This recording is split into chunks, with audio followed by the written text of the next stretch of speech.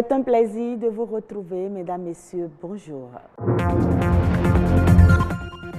temps de travail permet de gagner en efficacité et en productivité. Faire du temps son meilleur allié est un art. Comment y parvenir? Des astuces dans ce journal. Elle est connue pour être la deuxième vallée la plus fertile de l'Afrique après le Nil.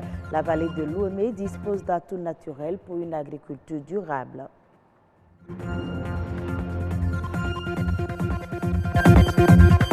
Lancement du premier album de l'artiste Davy à travers le rythme Tchengoumé.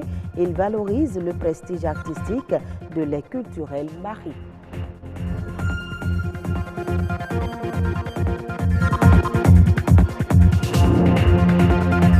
Merci de nous préférer. Le temps n'est pas extensible et une journée n'a que 24 heures. C'est un des vecteurs clés du développement, de sa bonne gestion et de l'importance qui lui est accordée dépend le succès tant sur le plan individuel que national. Comment disposer de son temps et quelles sont les habitudes et petites astuces à intégrer dans son quotidien pour en faire son allié?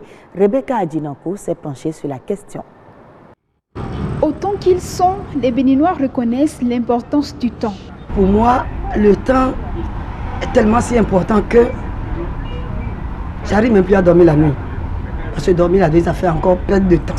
Dès que le temps est parti, vous ne pouvez plus rattraper. Alors si nous ne rattrapons pas l'heure qui passe, nous n'allons pas espérer rattraper le temps qui est passé. Richesse à la portée de tous, le temps passe et se révèle court.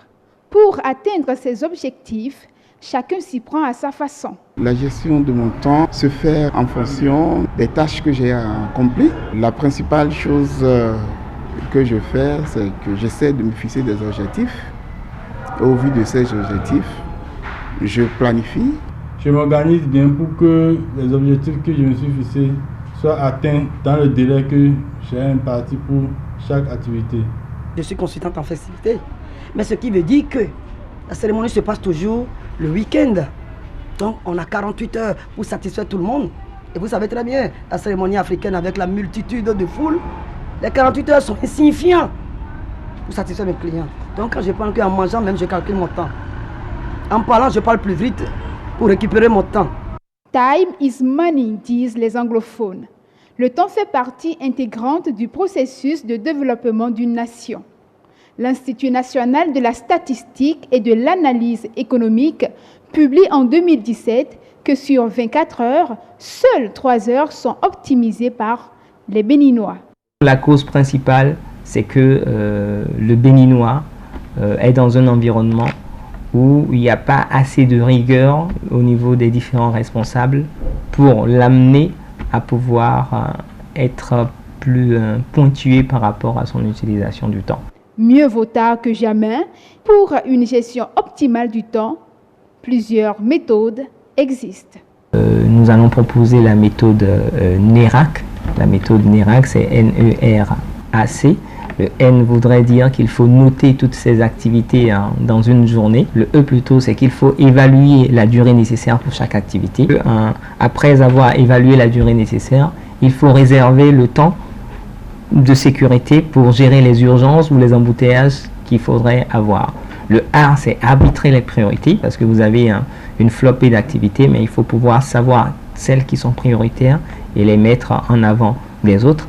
Et le C, c'est enfin, après avoir déroulé votre journée, contrôler ce qui a été réalisé pour faire un peu ce qu'on peut appeler du suivi-évaluation. L'heure après l'heure n'est plus l'heure et loin de laisser le temps au temps, utilisons-le à bon escient. Le fleuve Ouémé prend sa source dans la chaîne de l'Atakora. Ce fleuve repose sur une basse et moyenne vallée très riche, mais encore peu valorisée. Cette vallée traverse plusieurs communes et offre des opportunités pour le développement de l'agriculture. Barnabé Roukanri est agropédologue. Il propose quelques pistes de solutions pour mieux valoriser la vallée de l'Ouémé. Samson Thiomon, Patrick Adjabojo.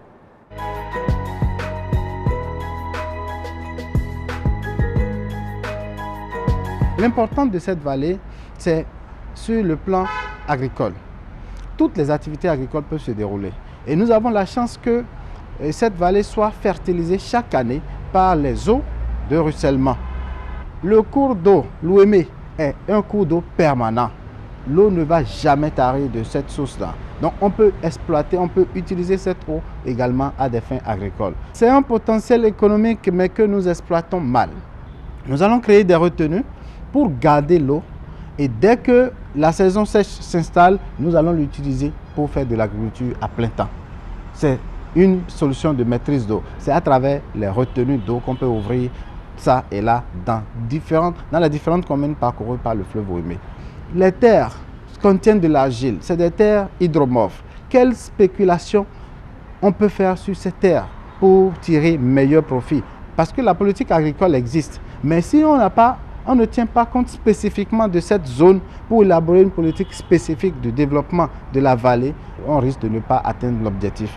Et donc, cette politique doit œuvrer dans le sens de la maîtrise de l'eau. Parce que quand vous avez l'eau et que vous n'avez pas l'espace, vous ne pouvez pas produire. Il faut sécuriser le foncier rural pour que les habitations ne viennent pas prendre la place des espaces agricoles et maîtriser l'eau pour qu'elle soit utilisée à plein temps. Les paysans de la vallée souffrent parce qu'il manque de moyens pour mieux aménager cet espace. Et nous parlons toujours environnement. Les Nations Unies vont accompagner la mobilisation de 50 milliards de dollars, soit environ 28 milliards de francs CFA pour revitaliser le lac Tchad atteint par une sévère crise de sécheresse. Un fonds spécial a été mis en place pour conduire la mobilisation de ce financement. Un tel forum est nécessaire à cause de l'ampleur du financement nécessaire et qui ne peut être mobilisé par les seuls pays abritant le lac. Le lac Tchad qui borde le Nigeria, le Niger, le Tchad et le Cameroun a perdu au cours des dernières années 90% de sa surface, principalement à cause des changements climatiques qui menacent ainsi plus de 30 millions de personnes. Le dessèchement du lac serait également l'une des raisons de la résurgence du terrorisme dans la région. Les groupes tels que l'État islamique en Afrique de l'Ouest ou Boko Haram y ont établi leur fief. En culture, un nouvel artiste sur la scène de la musique traditionnelle, féru du rythme, Tchengoumé, spécialité des collines. L'artiste Gbevi a sorti son premier album, un album à travers lequel il conserve et valorise le prestige artistique de l'air culturel Mari. Allons à la découverte de cet artiste avec Baudelaire Kanchede et Benol Djogbe. Il joue le toron et le gota et chante à la fois. Un artiste particulier pluridisciplinaire. Lui, son nom d'artiste, Alosobo Gbevi, Daniel Gbedi à l'état civil. Il a choisi valoriser le Tchengoumé, un rythme de l'ère culturelle Mari.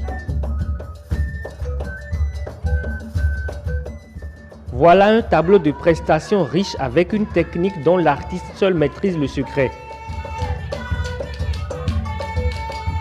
Un artiste très passionné, tiraillé parfois entre son métier d'enseignant et la chanson, moyen par lequel il exprime le vécu quotidien.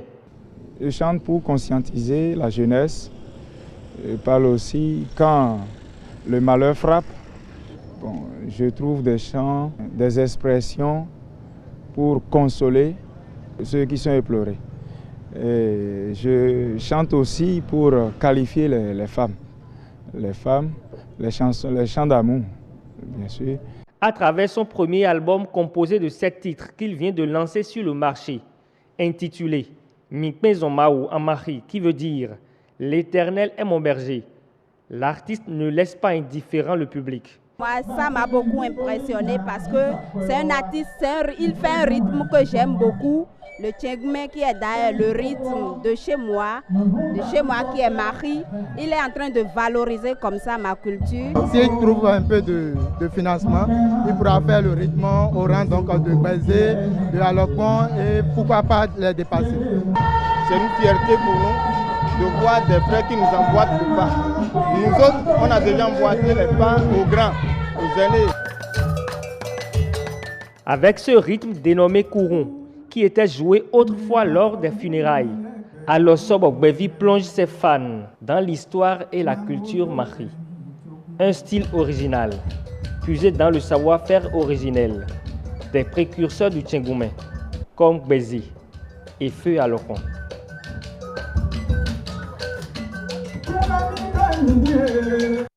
Hors du Bénin, le gouvernement rwandais et ses partenaires du secteur de la santé ont annoncé le lancement de la campagne Bahoneza, une campagne qui vise à améliorer le bien-être des familles dans les communautés locales. David Carmel.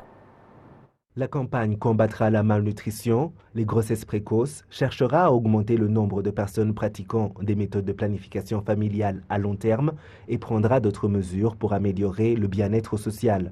Le lancement officiel de la campagne s'est déroulé dans le district de Niagatare, dans la province de l'Est, où des activités d'une semaine consacrées au bien-être des mères et des enfants au niveau national ont également été lancées.